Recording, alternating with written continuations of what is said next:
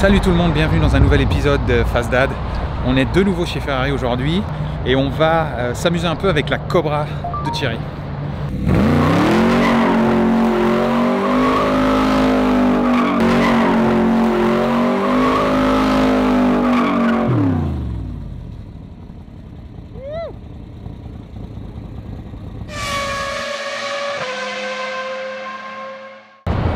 Une nouvelle journée chez Ferrari. Tiens, on va regarder la nouvelle Roma là.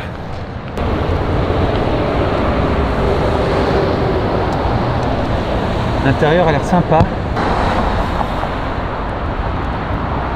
Et là on est avec des gens dont l'un vient prendre livraison d'une F8 Tributo.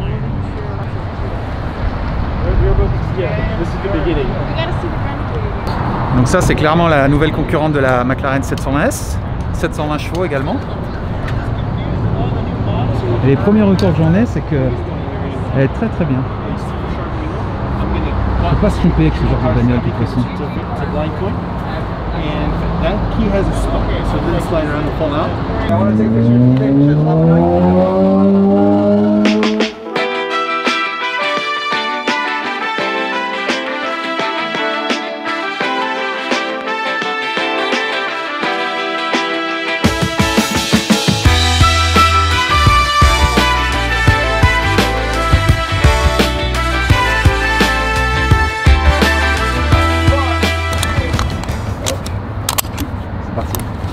Ouais, c'est vrai, voilà.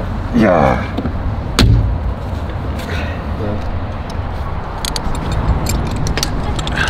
Et voilà. Bon, c'est ma première fois hein, dans la Cobra. J'ai un peu peur hein, pour être franc.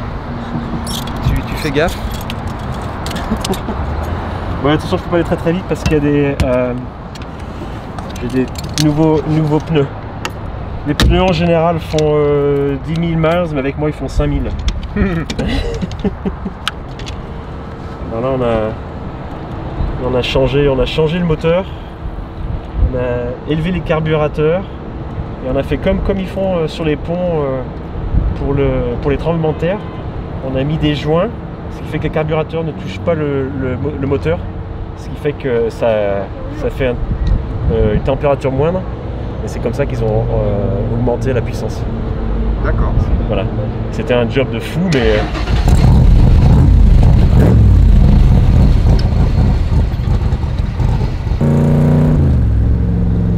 on va attendre la température, elle est maintenant sur le 80 et maintenant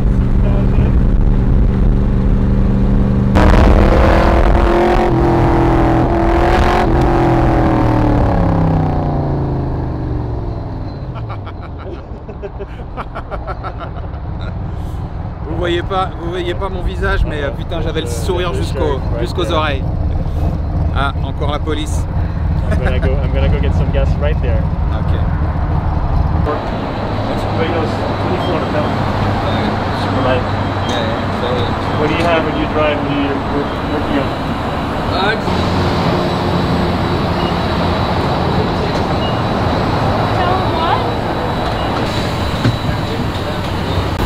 Le passage obligé à la pompe, mais on est aux États-Unis, l'essence coûte pas très cher. Je m'avais prévenu, hein, mais je me suis brûlé quand même. Hein. C'est bouillant.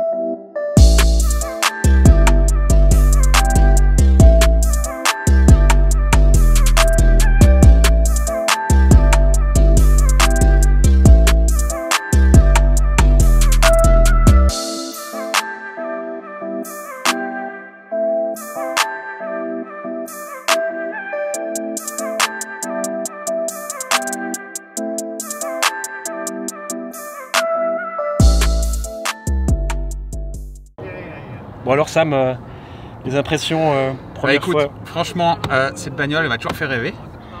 Comme je te l'ai dit tout à l'heure, si j'étais à la retraite, c'est clairement cette voiture que je prendrais. Mais ouais, c'est impressionnant quoi. Comment on dit ça en français? C'est tellement, ça te prend au trip quoi. Ouais. Le bruit, les vibrations. Hey. Hi. What's that?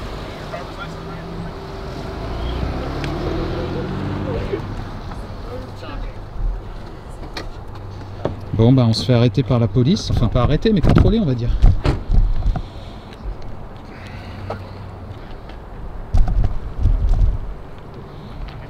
Step out the car, come with me.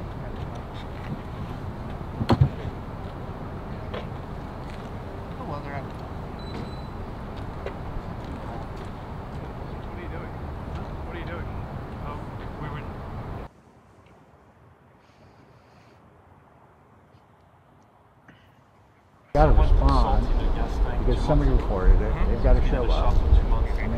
Donc en fait, c'est le même flic qui nous a vus à la station-service. Et donc j'avais dit, bah tiens, il va nous regarder pour les excès de vitesse et tout, mais non. Et puis bon, quand il a entendu les voisins se plaindre, qu'il a entendu le bruit, parce que c'est un Mars, mais tu l'entends. Il a dit, ah, je sais qui c'est. Donc il est venu ici, ils ont appelé tous leurs copains CHP. Là, il y a des CHP qui sont en route. D'accord. Et en gros, bah, c'est illégal, ils peuvent prendre la voiture. Donc là, ils checkaient mes license records. Bon, ils m'ont dit que j'étais un idiot. Je leur ai dit que voilà, on est des French Dad et qu'on est super excités, que je t'avais emmené. Donc j'ai fait quelque chose de stupide, mais bon, j'ai une racing license. En général, on va au track et ça fait 2 mois que je l'ai plus à cause du sel. Donc, et puis voilà, et puis après j'ai commencé à poser des questions. Il a posé des questions sur le moteur, sur la voiture. Et puis j'ai commencé, c'est ce qui passe aux États-Unis tout le temps. C'est beaucoup de passionnés de bagnole. Et donc il a commencé à me poser des questions. Et puis donc lui il a une bagnole, il a un moteur machin, donc il a voilà. Et puis il a checké en fait si j'ai pas de ticket qui n'était pas payé.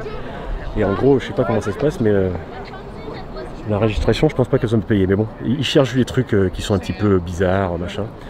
Et en gros voilà, il m'a dit you can go. Et celui-là, le gars qui est ici, c'est incroyable. Donc le gars qui est venu, un voisin, je me méfiais, il m'a dit est-ce que tu peux me donner la vidéo? Je me méfiais qu'il la donne peut-être pour moi. Et en fait c'est un lawyer, et il est allé les voir, il les a reconnus, il a dit ah je suis un lawyer à la retraite, un avocat. Et je me rappelle, ils ont commencé à faire une conversation, et les deux gars ils ont dit allez c'est parti. Donc le gars qui était voisin avec qui je donnais la vidéo, il m'a en fait aidé à récupérer.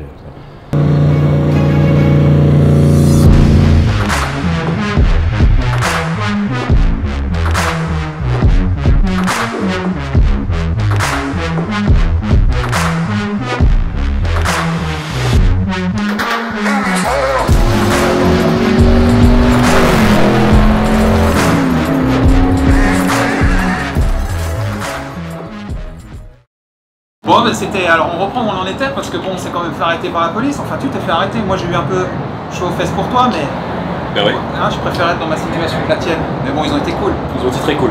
Bon en tout cas cette voiture comme je disais, moi c'était, enfin, c'est une de mes voitures de rêve, j'adore cette bagnole et là j'ai pas été déçu quoi, tu m'as emmené, ça me rappelle à la fois donc les anciennes voitures et l'aviation, les odeurs, les bruits, les vibrations.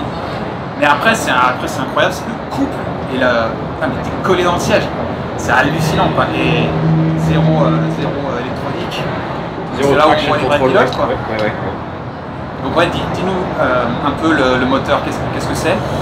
Alors donc je viens juste de la récupérer là, de chez le mécanique. Donc c'est un Ford, donc c'est un moteur Ford. C'est un petit, ça s'appelle un petit bloc. Small block.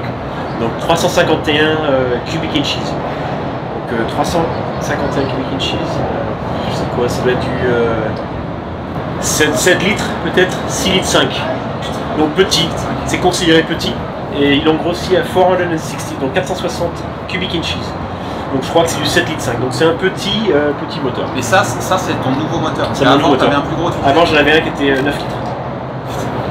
Donc là un peu plus léger, à peu près 200 pounds, donc 100 kg plus léger. Donc le centre de gravité est bien plus comme le go-kart. Et donc le moteur il fait 600 chevaux, 600 foot-pounds of torque at the wheels. ça fait quoi? Attends, Ça fait du 750 chevaux à The Crank.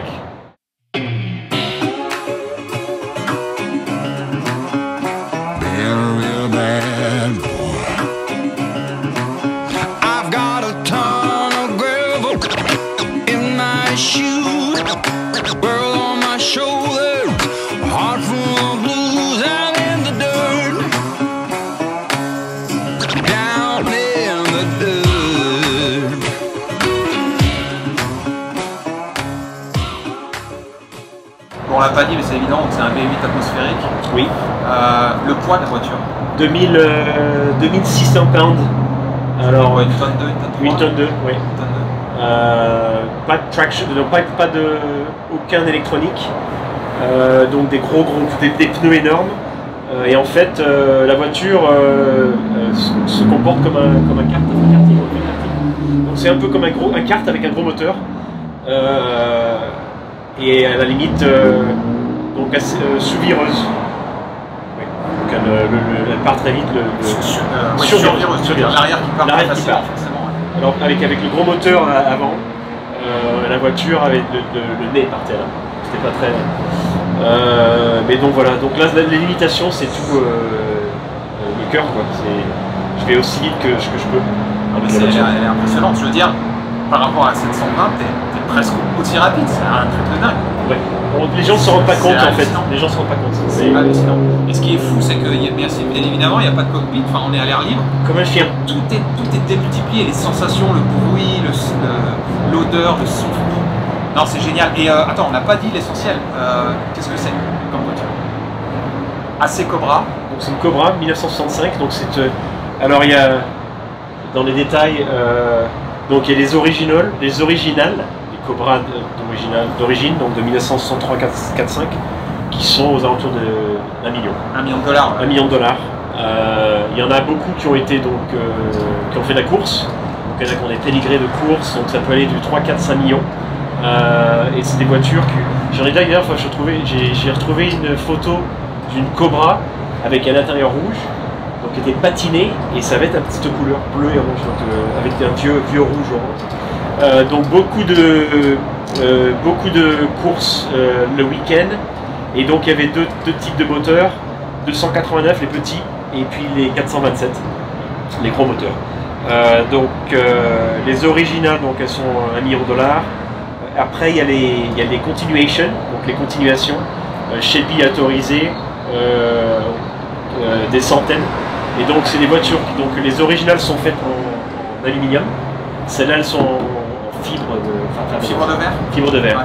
Donc les aluminiums, on peut les trouver pour 150 000, 200 000 $. Et ça, elles ont vraiment un pédigré Shelby. Et puis celles-là, ça c'est des répliques qui ont été faites en Afrique du Sud, qui sont maintenant faites en Californie. Et celles-là, elles ont été licenciées par Shelby. Et donc c'est la réplique conforme, à part que la coque est en fibre de glace, alors que le châssis original était en aluminium.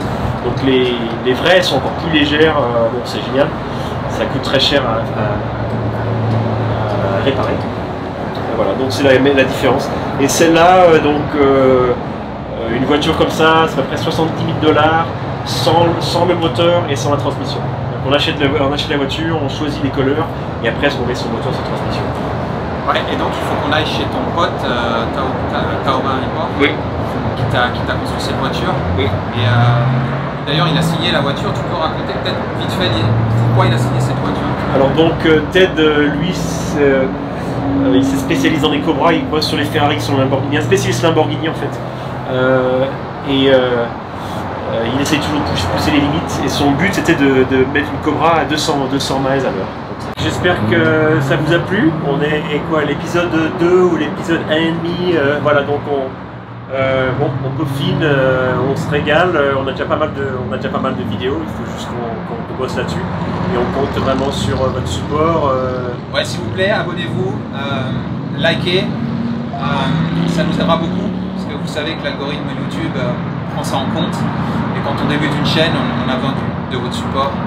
Donc merci à tous. Voilà, souscrivez, likez, sharez pour les Fast and Crazy Dads. See you soon, à bientôt. Ciao.